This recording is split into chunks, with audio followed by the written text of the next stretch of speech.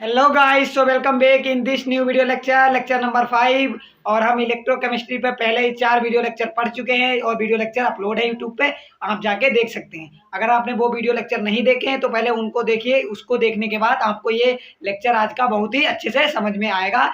और last video lecture में हमने क्या पढ़ा था? हाँ, लास्ट वीडियो लेक्चर में हमने पढ़ा था इलेक्ट्रोलिसिस क्या होती है, विद्युत अपघटन क्या होता है, इसका उपयोग क्या होता है, और इन सब बातों के बारे में हमने अच्छे से डिस्कस किया था। आई होप आपने वो वीडियो लेक्चर देखा होगा और आपको बहुत अच्छा लगा होगा और अच्छे से समझ में भी आ गया होगा। तो कॉपी पेन निकाल लीजिए। आज का जो हमारा जो है आज का लेक्चर वो बहुत ही इंपॉर्टेंट होने वाला है, क्योंकि आज हम पढ़ने वाले हैं फैराडे के विद्युत अपघटन के नियम, जो कि बहुत इंपॉर्टेंट है बोर्ड एग्जाम के लिए और हर बार बोर्ड एग्जाम में पूछे जाते हैं। तो कॉपी पेन निकाल लीजिए और आ जाइए, स्टार्ट करते हैं इस ब्यूटीफुल से लेक्चर को। So my name is Jeetu and you are watching me on Chem Centre. So start करते हैं इस ब्यूटीफुल से लेक्चर को।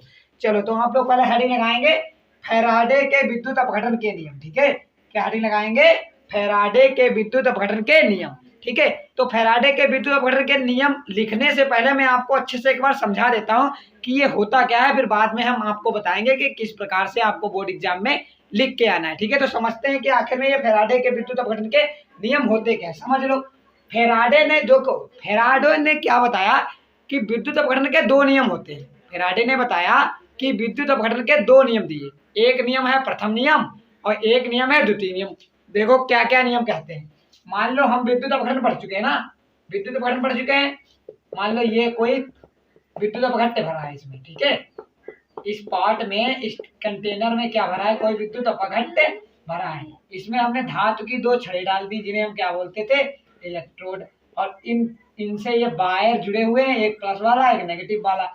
इनकी सहायता से हम जब इसमें विद्युत धारा प्रवाहित करते हैं तो एनोड पर क्या होता था? ऑक्सीकरण, और कैथोड पर क्या होता था? अपचयन। ये बात इतनी हम पढ़ चुके हैं, मतलब इसमें विद्युत अपघटन होने लगता था। यही तो घटना होती थी विद्युत अपघटन वाले जो लेसन हमने पढ़ा है विद्युत अपघटन में, जो हमने लेक्चर पढ़ा था प्रीवियस लेक्चर, तो उसमें मैंने यही बताया था ना कि जब इनकी सहायता से हम विद्युत धारा फ्लो करते हैं तो क्या होने लगता है? एनोड पर ऑक्सीकरण होने लगता है और कैथोड पर अपचयन होने लगता है। ठीक है, तो जो फैराडे साहब थे, उन्होंने हमें बताया कि अगर मैं विद्युत धारा प्रवाहित कर रहा हूँ किसी विद्युत अपघट्य के विलयन में, तो जो विद्युत अपघट्य उसमें है उसमें कुछ मात्रा जो विलय की होगी, जो कुछ मात्रा होगी विद्युत अपघट्य की, वो निक्षेपित हो जाती है। क्या हो जाती है? निक्षेपित, मतलब घुल जाती है।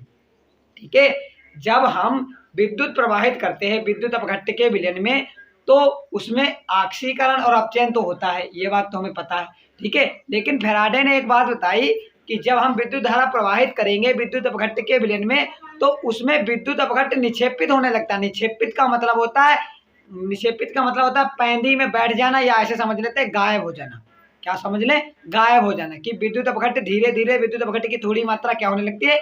गायब होने लगती है। ठीक है, उसी के बारे में इन्होंने एक नियम दिया। ठीक है, किसने? फैराडे साहब ने एक नियम दिया कि हाँ, जो विद्युत अपघट्य की मात्रा गायब हो रही है वो कितनी मात्रा गायब हो रही है और वो किस हिसाब से गायब होगी, उसके बारे में फैराडे ने अपना प्रथम नियम दिया। तो फैराडे का जो प्रथम नियम था वो क्या था? देखो मैं बताता हूँ। जो फैराडे का प्रथम नियम था वो था W in directly proportional to Q। ये था फैराडे का प्रथम नियम। जहाँ पे W क्या था? हमारा W था जो हमारा पदार्थ, इसमें जो विद्युत अपघट्य है उसकी निक्षेपित मात्रा। W क्या है? निक्षेपित पदार्थ की मात्रा। निक्षेपित पदार्थ की मात्रा। ठीक है, कि कितना ग्राम या कितने ग्राम जो है विद्युत अपघट्य वो निक्षेपित हो गया है, वो थी W। और ये Q क्या था? जितना आवेश हम प्रवाहित कर रहे हैं। Q है आवेश की मात्रा। ठीक है, आवेश की मात्रा। Q क्या है? आवेश की मात्रा। ठीक है, तो इससे हमें क्या समझ में आया कि आवेश जितना ज्यादा आप दोगे इसमें उतनी ज्यादा विद्युत अपघट्य की मात्रा निक्षेपित होगी। यही जो नियम था फैराडे का प्रथम नियम था। तो फैराडे का प्रथम नियम का क्या था? इस नियम के अनुसार फैराडे ने हमें बताया कि किसी विद्युत अपघट्य में विद्युत अपघटन होने पर क्या होता है? जो पदार्थ का मात्रा जो निक्षेपित होती है वो उस विलयन में जितनी विद्युत धारा अधिक प्रवाहित होगी, जितना विद्युत आवेश अधिक प्रवाहित होगा, उस पर निर्भर करता है। तो हम डायरेक्ट इसे क्या कह सकते हैं सिंपली रूप में कि निक्षेपित पदार्थ का द्रव्यमान या निक्षेपित पदार्थ की मात्रा विलयन में प्रवाहित आवेश के अनुक्रमानुपाती होती है। ठीक है, तो ये हमने फैराडे साहब ने हमें बताया कि जितना ज़्यादा Q की वैल्यू होगी, जितना ज़्यादा आप आवेश इसमें प्रवाहित करोगे, उतनी ही ज़्यादा पदार्थ की मात्रा इस पर इलेक्ट्रोडों पर निक्षेपित हो जाएगी। ये बात हमें बताई फैराडे ने। ये फैराडे साहब का प्रथम नियम था। और जब हमने इस अनुक्रमानुपाती के निशान को हटाया तो यहाँ पे एक कांस्टेंट आ गया Z और ये बन गया Q। जहाँ पे Z हमारा क्या था ये हम समझ लेते हैं। Z बराबर था Z बराबर हमारा था विद्युत अपघट्य का तुल्यांक। क्या था? विद्युत अपघट्य का तुल्यांक। ठीक है, अब ये तुल्यांक क्या होता है मैं आपको बताता हूँ। ठीक है, विद्युत अपघट्य का तुल्यांक था, वो भी ग्राम पर कूलाम में। किसमें?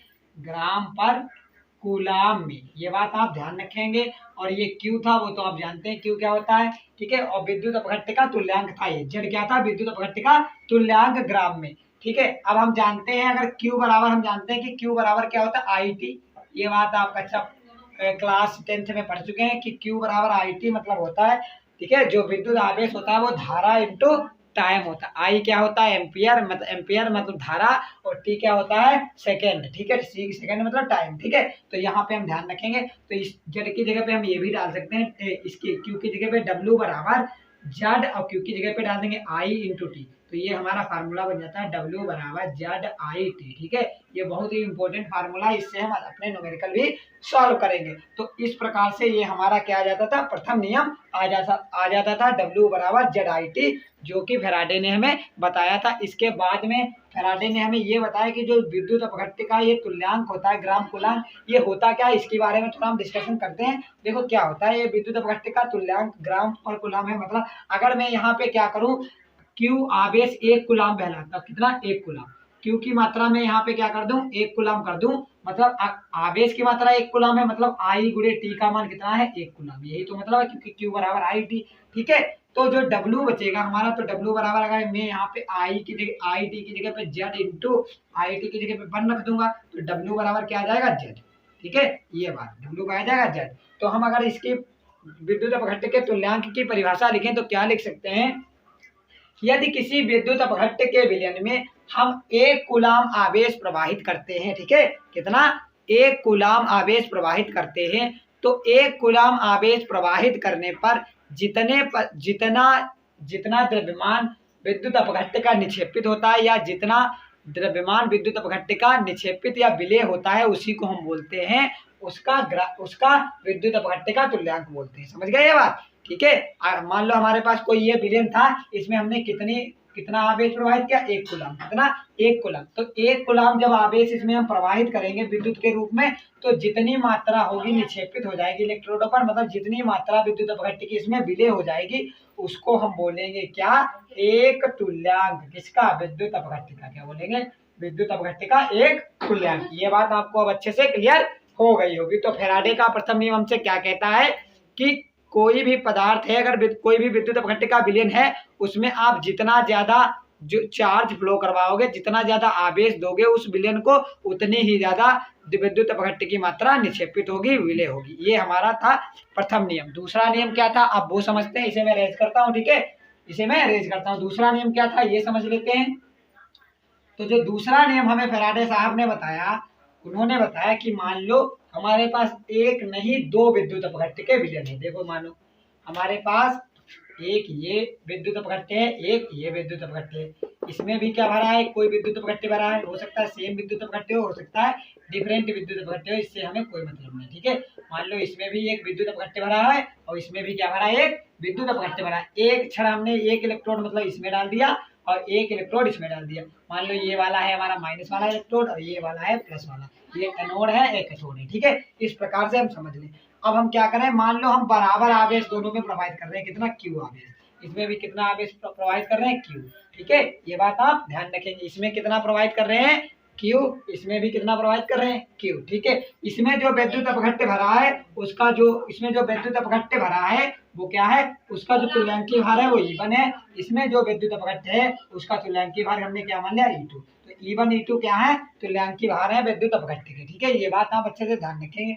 इसका तुल्यांक, इसको मान लो पहला वाला, इसको दूसरा मान लो, ठीक है। तो इसका जो तुल्यांक भार E1 है, इसका जो तुल्यांक भार है वो क्या है, E2 है, ठीक है। और इसमें जब हम Q आवेश प्रवाहित करते हैं तो माना कि W1 जो हमारी W1 मात्रा है वो निक्षेपित हो जाती है। जब इसमें हम आवेश प्रवाहित करते हैं Q, तो हमारी जो मात्रा है वो W2 निक्षेपित हो जाती है, ये हम समझ लें, ठीक है। तो फैराडे ने हमें बताया कि पहले विलेन में जो W1 होगा वो अनुक्रमानुपाती होगा E1 के, ठीक है। फैराडे ने क्या कहा कि किसी विद्युत अपघट्य में जब हम विद्युत धारा प्रवाहित करते हैं तो क्या होता है, जितना द्रव्यमान निक्षेपित होता है वो उसके तुल्यांकी भार के समानुपाती होता है। मतलब जितना ज्यादा इस विद्युत अपघट्य का तुल्यांकी भार होगा उतना ज्यादा ही क्या होगा, इसमें मात्रा निक्षेपित होगी विद्युत अपघटन करने पर। तो W1 अनुक्रमानुपाती E1 हो गया। इसी तरह W2 इसके लिए क्या हो जाएगा, अनुक्रमानुपाती E2 हो जाएगा, ठीक है।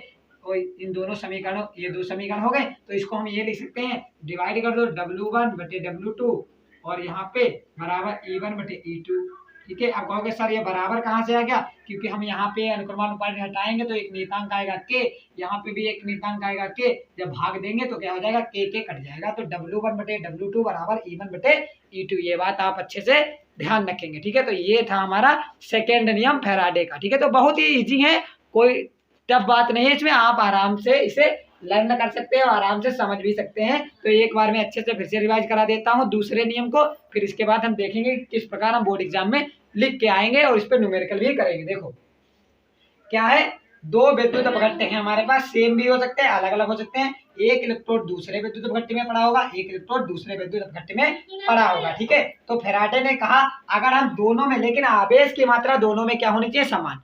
अगर हम दोनों विद्युत अपघट्य के विलयन में समान आवेश प्रवाहित करते हैं, ठीक है, तो उस विद्युत अपघट्य में पदार्थ की मात्रा ज्यादा निक्षेपित होगी जिसका तुल्यांकी भार ज्यादा होगा। इसका मतलब आप ये कह सकते हैं कि जो निक्षेपित पदार्थ का द्रव्यमान होगा वो विद्युत अपघट्य के तुल्यांक भार के समानुपाती होता है, ठीक है। यही लिखा, देखो पहले विलयन के लिए जो W1 होगा, W क्या है, निक्षेपित पदार्थ का द्रव्यमान, मतलब कितना पदार्थ यहाँ पे निक्षेपित हुआ है, विलय हुआ है, वो है W1 पहले वाले के लिए। और E1 क्या है, पहले वाले विद्युत अपघट्य का तुल्यांकी भार। तुल्यांकी भार मैं आपको पढ़ा चुका हूँ, आपको याद था। इसी प्रकार W2 अनुक्रमानुपाती E2, जब हम इसको डिवाइड करेंगे तो W1 divided by W2 is equal to E1 बटे E2, ये आ जाएगा हमारा सेकेंड लॉ ऑफ फैराडे, ठीक है। ये फैराडे का इलेक्ट्रोलिसिस का सेकेंड लॉ है, ठीक है। तो आई होप आपको दोनों लॉ आप अच्छे से क्लियर हो गए होंगे, ठीक है।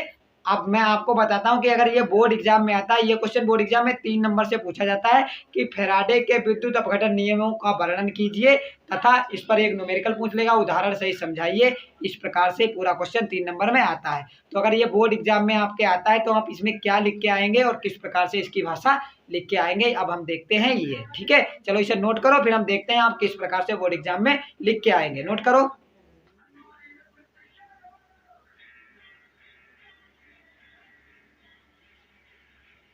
अब देखो ये अगर बोर्ड एग्जाम में आता है तो आप किस प्रकार से इसे लिख के आएंगे, ठीक है। तो देखो आप हेडिंग लगाएंगे ऊपर, फैराडे के विद्युत अपघटन के नियम। सबसे पहले ये आप ऊपर हेडिंग डालेंगे, फिर लिखेंगे सर माइकल फैराडे ने विद्युत अपघटन के विषय में 2 नियम दिए, ठीक है। जो माइकल फैराडे सर थे उन्होंने विद्युत अपघटन के बारे में हमें 2 नियम दिए, जिन्हें ही हम क्या बोलते हैं, फैराडे के विद्युत अपघटन के नियम बोलते हैं, यही लिखा है। सर माइकल फैराडे ने विद्युत अपघटन के विषय में 2 नियम दिए जिन्हें फैराडे के विद्युत अपघटन के नियम कहते हैं, ठीक है।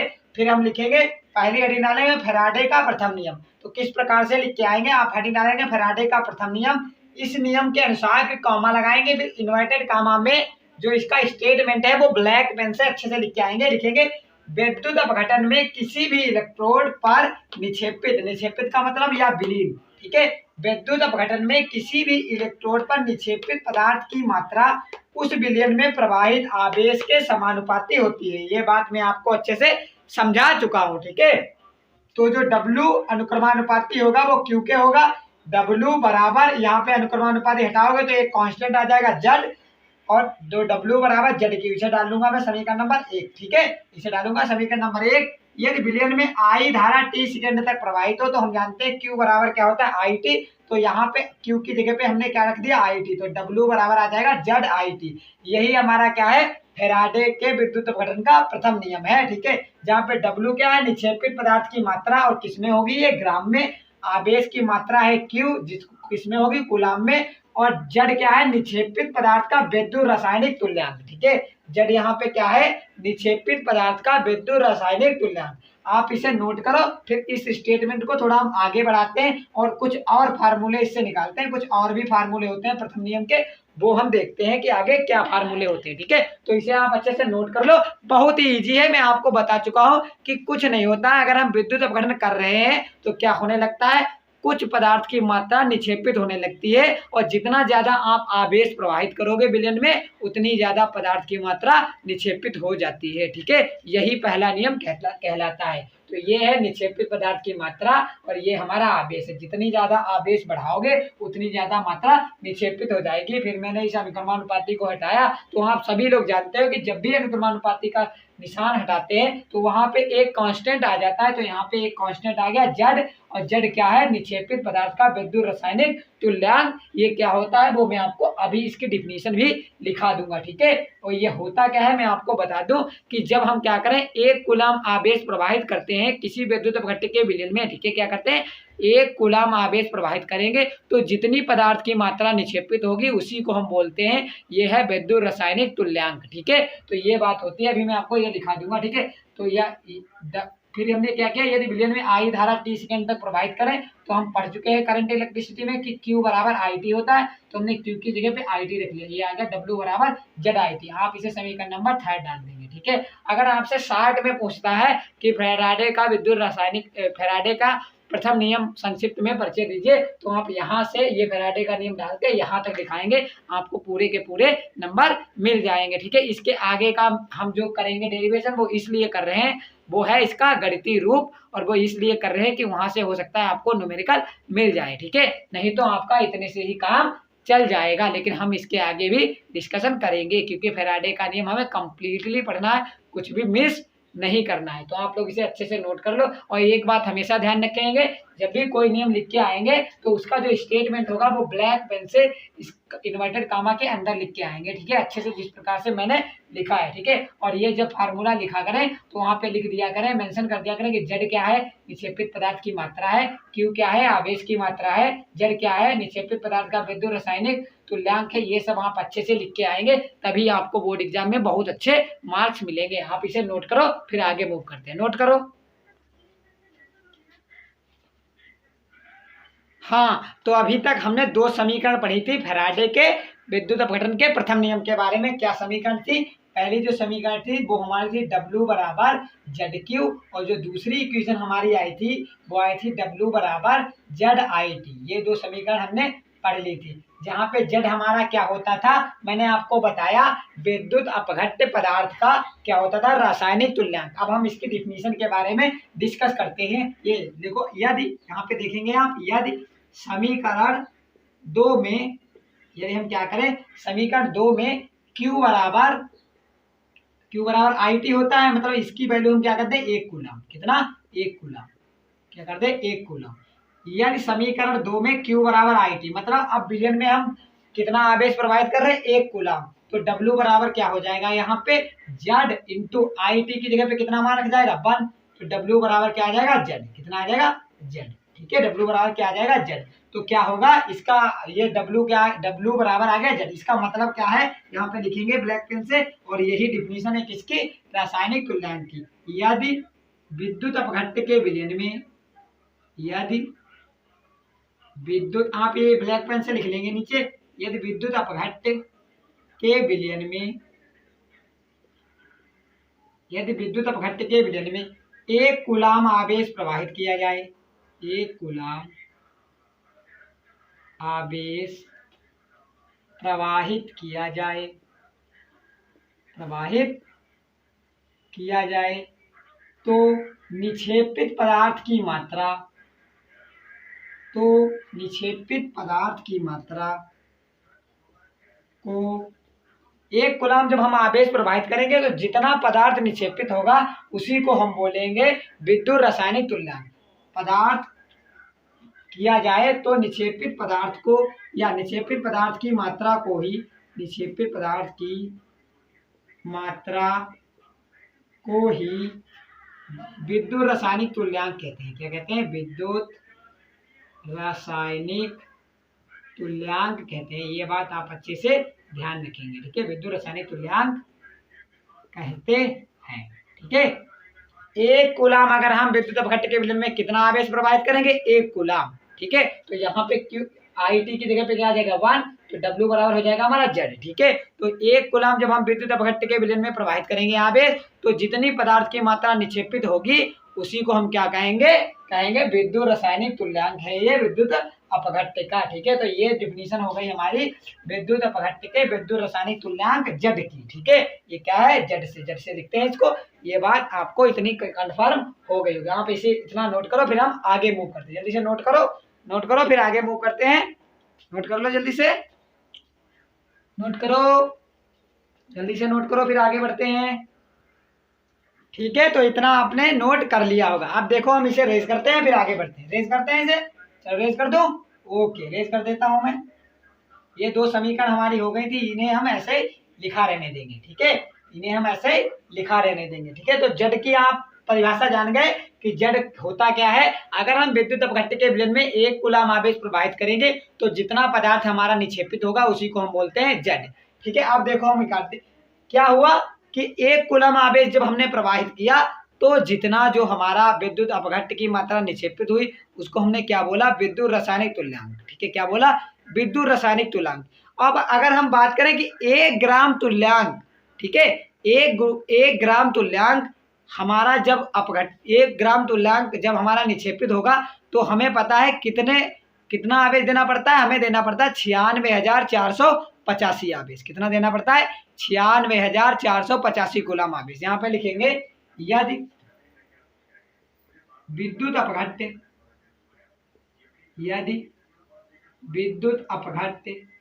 के 1 ग्राम तुल्यांक, अब ग्राम तुल्यांक आपको मैं पढ़ा चुका हूं। ठीक है, ग्राम तुल्यांक को ही बोलते हैं तुल्यांकों की संख्या, ये आप अच्छे से पढ़ चुके हैं। यदि विद्युत अपघट्य के 1 ग्राम तुल्यांक को निक्षेपित करना हो तो, निक्षेपित करते हैं तो, ऐसे लिख लो, करते हैं तो हमें 96,485 कूलाम आवेश प्रवाहित करना पड़ता है। कितना, 96,485 कूलाम आवेश प्रवाहित करना पड़ता है। आवेश प्रवाहित करना पड़ता है, ये बात आप अच्छे से ध्यान रखेंगे, करना पड़ता है। कितना, 96,485 कूलाम आवेश। कितना, 96,485 कूलाम। अगर हम सोचते हैं कि जो विद्युत अपघट्य की मात्रा है वो हमारी कितनी 1 ग्राम तुल्यांक के बराबर क्या हो जाए, निक्षेपित हो जाए, तो हमें उस विलयन में कितना आवेश प्रवाहित करना पड़ेगा, 96,485 कूलाम। इस मात्रा को हम बोलते हैं 1 फेरेड। 1 फेरेड इज इक्वल टू होता है 96,485 कूलाम। ठीक है, तो इस मात्रा को हम क्या बोलते हैं, 1 फेरेड। अब आप समझ लो। ठीक है, तो हमने जो W की वैल्यू कितनी कर दी, W की वैल्यू हमने कर दी 1 ग्राम तुल्यांक, ये कर दी ना, W की वैल्यू मैंने यही कर दी ना, 1 ग्राम तुल्यांक। ठीक है, और आप जानते हैं जो ग्राम तुल्यांक वो होता क्या है, W बराबर हमारा क्या होता है, आप अच्छे से ये बात जानते हैं कि W बराबर ग्राम तुल्यांक जो होता है, ग्राम तुल्यांक उसे हम किस, यहाँ पे मैं लिख देता हूँ कि ग्राम तुल्यांकों की संख्या कैसे निकालते थे हम, ग्राम तुल्यांक की संख्या हम कैसे निकालते थे, ऊपर रखते थे उसका भार जो हमें दिए, जो हमें पदार्थ निक्षेपित हुआ वो भार, और यहाँ पे उसका तुल्यांक की भार बटे तुल्यांक की भार क्या होता था, इक्विवेलेंट वेट। ये बात आप अच्छे से ध्यान रखेंगे। तो देखिए जगह पे हम कितना रखें, अब भार की वैल्यू यहाँ से हम निकाल लें। हमारे पास ग्राम तुल्यांक है, सॉरी यहाँ पे भार की वैल्यू हमें नहीं पता, हमें ये पता है कि जो टोटल भार है वो 1 ग्राम तुल्यांक है। कितना, 1 ग्राम। तो ग्राम तुल्यांक कितने हमारे पास, 1 ग्राम, तो ये हो गया 1, यहाँ पे मैंने वैल्यू रख ली। ठीक है, और तुल्यांक की भार ये हमें पता नहीं है तो तुल्यांक की भार यहीं पे लिख लेंगे। ठीक है, और तुल्यांक की भार यहीं पे हम लिख लेंगे, और तुल्यांक की भार को हम कहाँ से लिखते हैं, ई से लिखते हैं। तो यहाँ पे हमने लिख लिया तुल्यांक की भार ई। ठीक है, और बराबर में क्या आ गया, भार, और भार क्या है हमारा W। भार हम कहाँ से लिखते हैं, पदार्थ जो निक्षेपित पदार्थ की मात्रा जो हो रही थी वो कहाँ से लिखी जा रही थी, W। तो W का मान हमारा आ गया, W बराबर हमारा आ गया ई। ये बात आप अच्छे से ध्यान रखेंगे। तो W की वैल्यू हमारी कितनी आ गई, ई। अब इसे हम डाल लें समीकरण नंबर 3। या अब क्या करेंगे, ये जो समीकरण, यहाँ पे समीकरण डालने की जरूरत नहीं है, आप लिखेंगे समीकरण 2 में W का मान रखने पर, W का मान रखने पर। ठीक है, समीकरण 2 में W का मान रखने पर, तो जब समीकरण 2 में आप W का मान रखेंगे तो यहाँ पे क्या हो जाएगा, क्या हो जाएगा, ई बराबर जेड आई टी। तो जेड का मान अगर मैं यहाँ से निकालूं तो कितना आ जाएगा, ध्यान से देखेंगे, जेड बराबर हो जाएगा ई बटे आई टी, और आई टी बराबर क्या होता है, क्यू, हम जानते हैं। तो यहाँ पे मैं ये भी लिख सकता हूँ कि जेड बराबर ई बटे क्यू, और क्यू जब हमने 1 ग्राम तुल्यांक हमें निक्षेपित कराना था तो क्यू की मात्रा हमें कितनी डालनी पड़ी थी वो भी आपको पता है, तो मैं आगे यहाँ पे लिखे देता हूँ। तो जेड का जो मान हमारा आया ई बटे 96,485 कूलम, कितना आया, 96,485 कूलम। ठीक है, तो ये हमारी जेड की वैल्यू आई इतनी। ठीक है, इसे आप डाल देंगे समीकरण नंबर कितने, थर्ड, क्या डाल देंगे, समीकरण नंबर 3।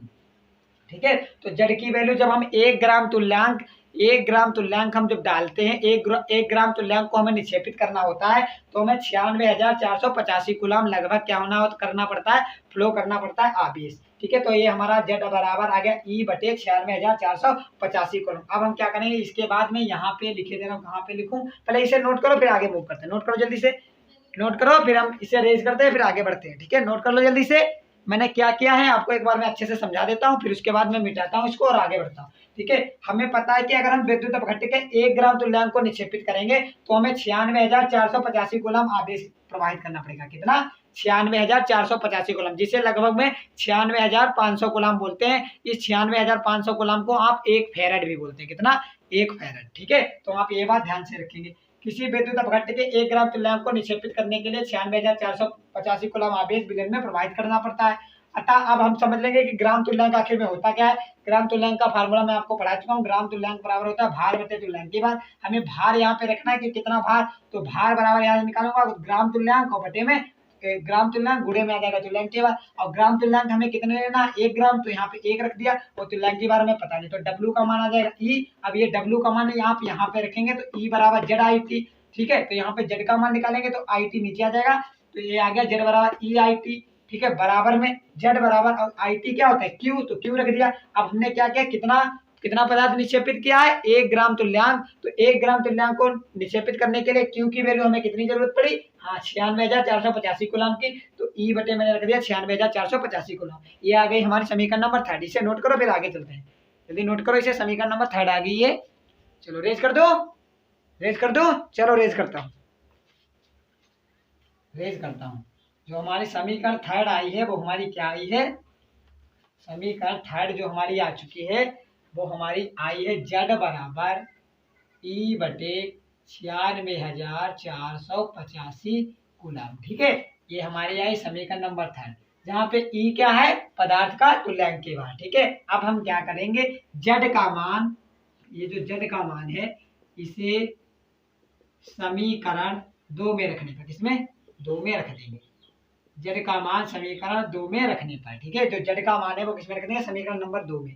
तो हमें जो डब्ल्यू बराबर क्या मिल जाएगा, और इस जेड की जगह पे हम क्या ये पूरा रख देंगे, तो ई बटे 96,485 और गुणे में आई टी। ठीक है, ये आ गया, ये हमारा आ गया फार्मूला। ये बात आप अच्छे से ध्यान रखेंगे। ठीक है, ई बराबर जेड डब्ल्यू बराबर ई बटे 96,485 कूलम इंटू आई इंटू टी। ठीक है, ये बात आप ध्यान रखेंगे। यहाँ आपको ये इसको ये भी लिख सकते हैं, जेड बराबर ई बटे 96,500 कूलम और गुणे में आई इंटू टी।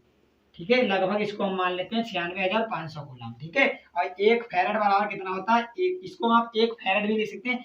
1 फेरेड बराबर होता है 96,485 कूलम, 485 कूलम। ये तो इसको लगभग मान लेते हैं 96,500 कूलम। ठीक है, ये बात आप ध्यान रखेंगे।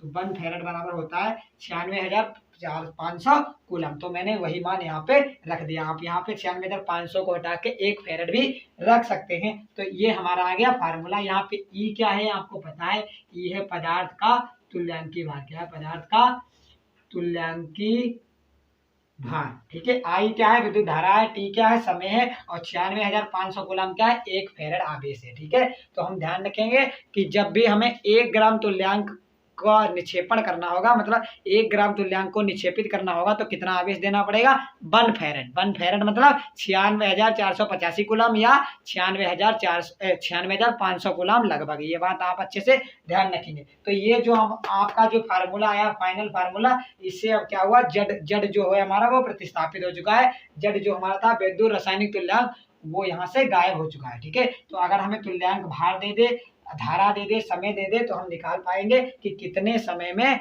कि इसका कितना जो कितनी मात्रा इसकी क्या हो जाएगी, निक्षेपित हो जाएगी। तो इस फार्मूले से आपको न्यूमेरिकल मिलेंगे, इसलिए हमने ये डेरिवेशन यहाँ से यहाँ तक कर लिया। ये बहुत ही इंपॉर्टेंट फार्मूला है और नियम में आपको प्रथम नियम पहले ही बता चुका हूँ। ठीक है, इसे बोलते हैं, यहाँ पे लिख लेंगे, इसे प्रथम नियम का गणितीय रूप कहते हैं। ठीक है, लिख लेना, यही है गणितीय नियम, गणितीय रूप। ठीक है, इसे फैराडे के प्रथम नियम का गणितीय रूप कहते हैं। इसे ये जो दिया है W बराबर E/96,500 कूलम इंटू IT, इसे फैराडे के नियम का गणितीय रूप कहते हैं। इसे नोट करो, फिर हम मूव करते हैं अपने सेकेंड लॉ पर।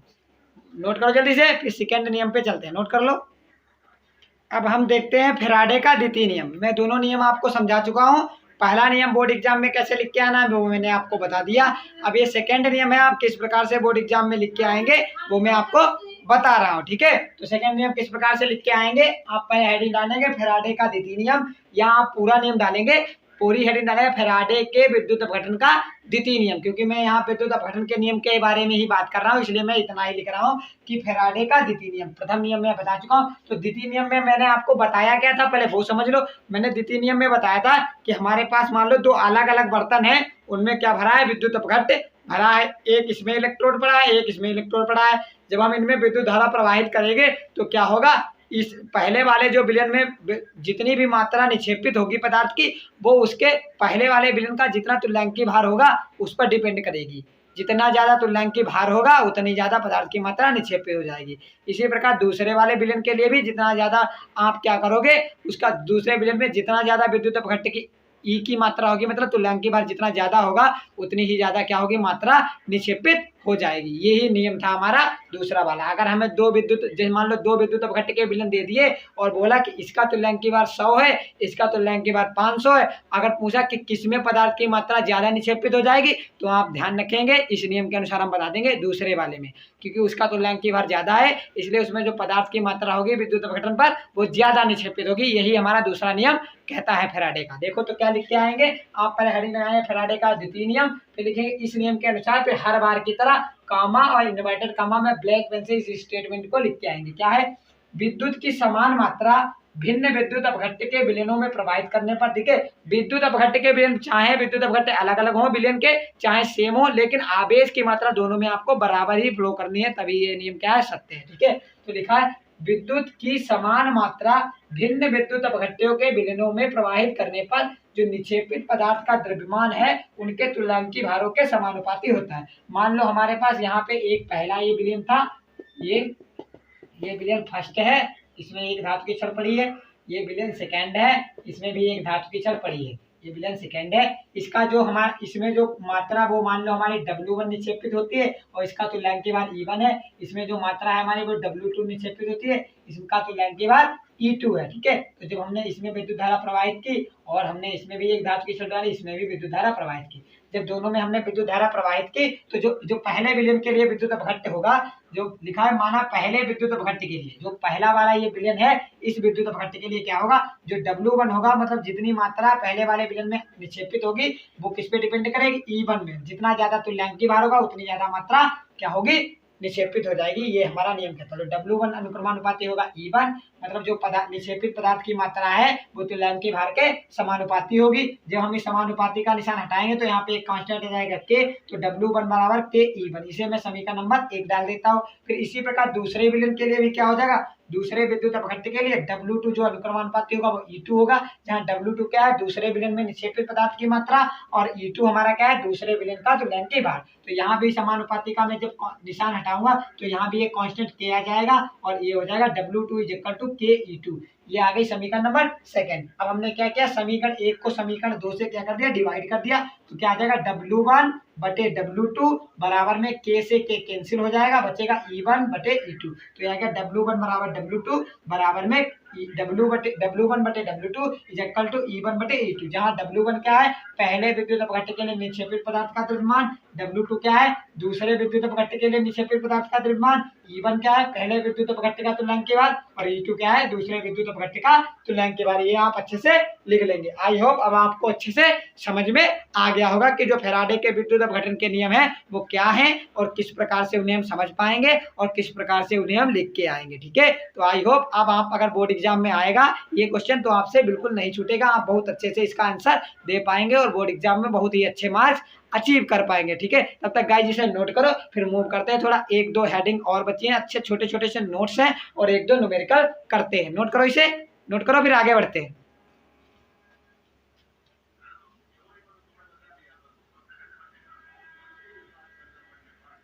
अब आप हेडिंग लगाएंगे फैराडे नीतांक। ठीक है, ये भी थोड़ा इंपॉर्टेंट है, पूछ लिया जाता है। वैसे आपको इसके थोड़ा बहुत नॉलेज तो अब हो ही गया है, मैंने आपको बता दिया था। एक फैराडे बराबर होता है 96,485 कूलम, या जिन्हें बोलते हैं 96,500 कूलम। ठीक है, तो क्या होता है एक मोल इलेक्ट्रॉन पर। ठीक है, हमें पता है कि एक इलेक्ट्रॉन पर कितना आवेश होता है। देखो मैं यहाँ पे लिख के दिखाता हूँ कि एक इलेक्ट्रॉन पर जो हमारा आवेश होता है वो होता है 1.6 इंटू 10⁻⁹ कूलम। ये होता है एक इलेक्ट्रॉन पर आवेश इतना होता है। ठीक है, अगर मैं कहूँ एक मोल इलेक्ट्रॉन पर आवेश कितना होगा तो पहले ये समझ लो एक मोल कितना होता है। एक मोल इलेक्ट्रॉन की बात करूं मतलब 6.023 इंटू 10⁻23 इतने इलेक्ट्रॉन्स, इतने तो इलेक्ट्रॉन्स होंगे। इतने इलेक्ट्रॉनों पर कितना आवेश होगा, जब एक इलेक्ट्रॉन पर इतना आवेश है तो एक मोल इलेक्ट्रॉन पर आवेश कितना होगा। देखो एक मोल इलेक्ट्रॉन पर आवेश कितना हो जाएगा, आप ध्यान से देखेंगे कितना हो जाएगा 1.6 इंटू 10⁻⁹ इंटू 6.023 इंटू 10⁻23।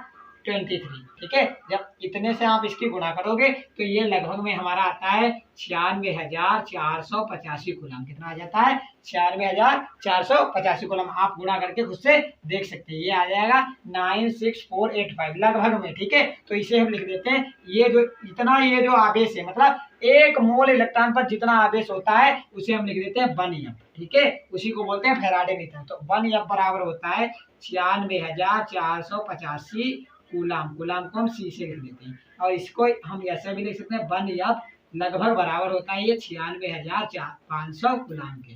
ठीक है, तो आप ध्यान रखेंगे कि फैराडे नीतांक क्या होता है, एक मोल इलेक्ट्रॉन पर जितना आवेश उपस्थित होता है उसे हम क्या बोलते हैं फैराडे नीतांक। इसे एफ से लिखते हैं और एक फैराडे बराबर होता है 96,500 कूलम। ठीक है, ये बात आप अच्छे से ध्यान रखेंगे। तो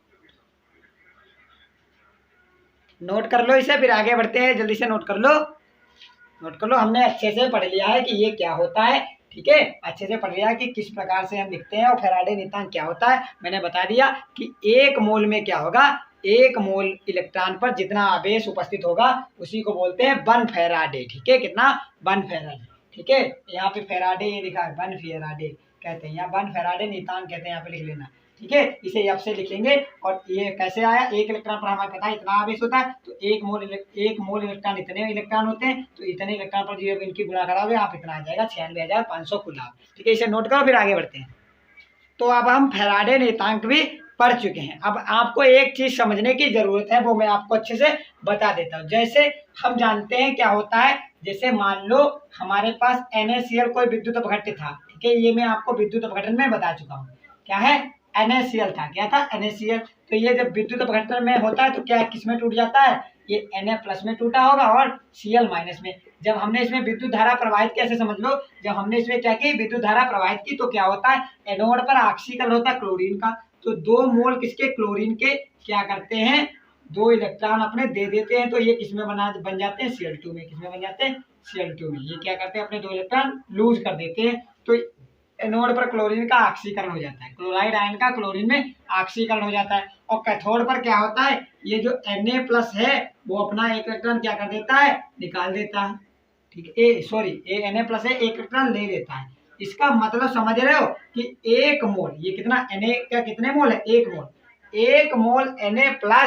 ठीक है, एक मोल Na+ को Na बनाने में, ठीक है, एक मोल Na+ आयन से एक मोल Na बनाने में हमें कितनी मात्रा की जरूरत होती है, ये बात आप अच्छे से समझो। ये इलेक्ट्रॉन कितना इलेक्ट्रॉन, एक इलेक्ट्रॉन मतलब 1 फैराड। कितना, 1 फेरेड। आप ये बात अच्छे से ध्यान रखेंगे, ठीक है। कितनी जरूरत है? 1 फेरेड की। कितनी? 1 फेरेड। तो Na प्लस जो हमारा था उससे हमें कितनी विद्युत देनी पड़ी? 1 फेरेड। 1 फेरेड जब हम आवेश देंगे तो वो क्या बन जाएगा? Na। 1 मोल, ठीक है, 1 मोल Na प्लस आयन से 1 मोल सोडियम बनाने के लिए हमें 1 फेरेड आवेश की मात्रा देनी पड़ती है। ये बात आप अच्छे से ध्यान रखेंगे। तो ये जो इलेक्ट्रॉन है, इलेक्ट्रॉन पर हम तो जानते हैं सर कितना आवेश होता है? 1.6 इंटू 10⁻⁻19 कूलम। तो सर आपने 1 फेरेड क्यों लिख दिया? 1 फेरेड सर तो 96,500 कूलम होता है। तो आप यहाँ पे ध्यान रखेंगे, इस इलेक्ट्रॉन का मतलब ये नहीं है कि ये इलेक्ट्रॉन पर कितना आवेश है। इस इलेक्ट्रॉन का मतलब ये है कि ये इलेक्ट्रॉन कितने चार्ज से एसोसिएट है। मतलब ये इलेक्ट्रॉन केवल एक परमाणु से नहीं, यानी कि एक परमाणु से थोड़ी निकल रहा है, ठीक है। ये इलेक्ट्रॉन Na के 1 मोल से निकल रहा है। ये Na का एक परमाणु नहीं है, ये Na प्लस का 1 मोल है, ठीक है। ये 1 मोल Na प्लस है, मतलब 6.023 गुणे 10⁻23 मोल है, ठीक है। आपको दिखाई पड़ रहा है कि एक Na परमाणु, ये एक Na परमाणु नहीं है, क्योंकि अभिक्रिया में आप Na परमाणु थोड़ी, Na परमाणु बहुत छोटे होते हैं, तो Na परमाणु थोड़ी रिएक्शन करते हैं, लाखों करोड़ों, मतलब 6.1 मोल लेते हैं, ठीक है। हमने बताया पदार्थ की मात्रा की इकाई क्या होती है? मोल। तो हम 1 Na थोड़ी लेते हैं, 1 Na का मतलब है 1 मोल Na है, ये 1 मोल Na प्लस है। तो 1 मोल Na प्लस से 1 मोल सोडियम बनाने के लिए हमें कितने आवेश की मात्रा देनी पड़ती है? 1 फेरेड। ये बात आप अच्छे से ध्यान रखेंगे, ठीक है। तो आज के हमने जो सारे नियम थे विद्युत अपघटन के, कौन कौन से? फैराडे का प्रथम नियम और फैराडे का द्वितीय नियम, वो कंप्लीट कर लिए हैं। और फैराडे नियतांक के बारे में भी जब बात कर लिए कि 1 फैराडे नियतांक बराबर 96,485 कूलम या 96,500 कूलम होता है, ठीक है। तो आई होप आज का वीडियो लेक्चर आपको बहुत अच्छा लगा होगा और आपको फैराडे के नियम अच्छे से समझ में आ गए होंगे। अगर ये बोर्ड एग्जाम में आए तो आप 100% लिख के आ पाएंगे, मुझे ये उम्मीद है, ठीक है। तो गाइस अच्छे से पढ़ाई करते रहिए, और हाँ, अगर वीडियो अच्छा लगता है तो लाइक कर दीजिए और अपने फ्रेंडों में शेयर करो। तब तक के लिए पढ़ाई करते रहिए। All the very best.